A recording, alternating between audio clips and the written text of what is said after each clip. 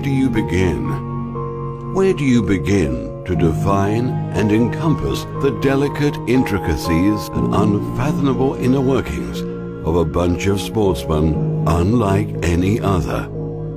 Where do you begin to describe a team of mercurial unpredictability?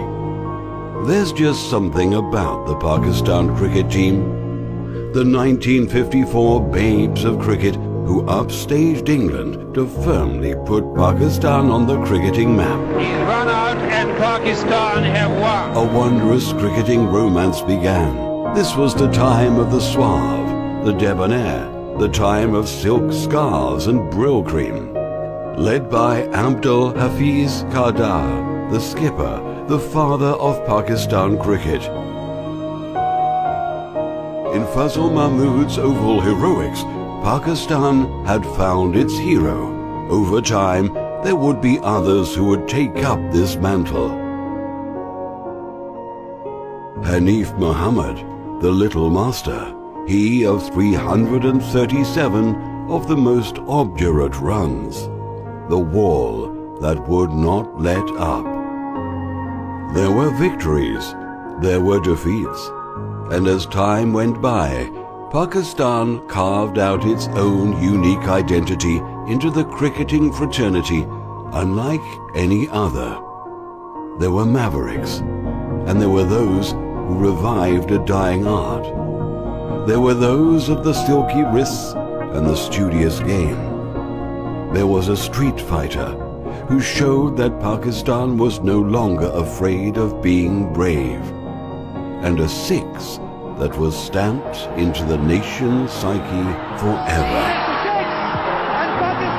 There were magicians of a supposed dark art, dark only because no one else yet knew how to conjure up such magic. And from there, a new breed of speed came. Speed merchants like nothing the world had ever seen.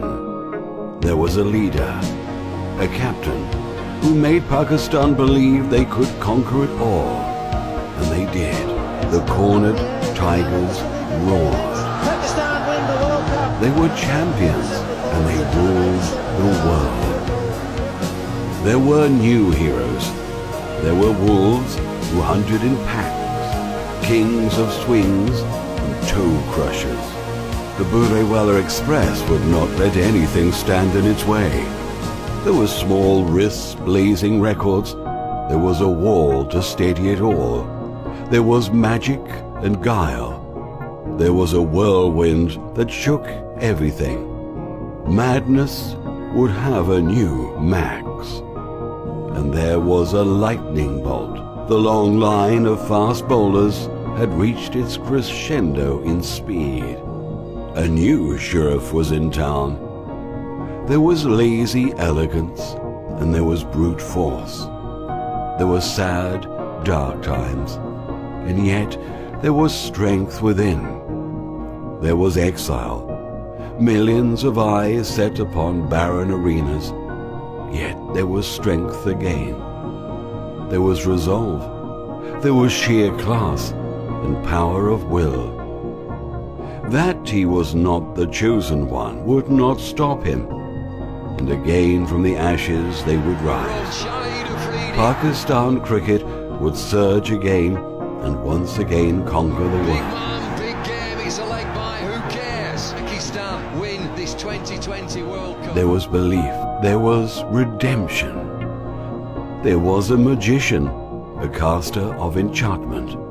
There was a swift rise of a hero, and an even swifter fall. Icarus had flown too close to the sun. Yet it all continued. Alienated from home, this bunch of mercurial, volatile gladiators still marched on.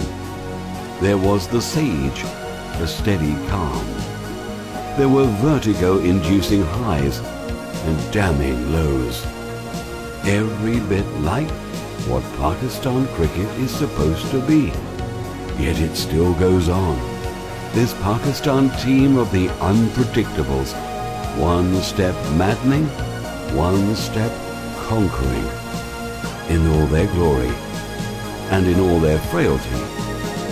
And so this beautiful theatre of wonderment would continue, every bit as gripping, every bit as enigmatic, every bit as vexing. There's just a certain kind of magic, a certain kind of maddening power.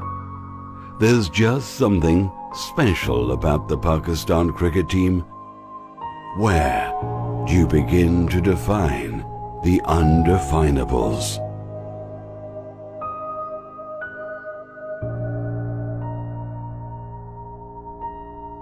I think we've worked out which Pakistan have turned up today. It's the one to be afraid of.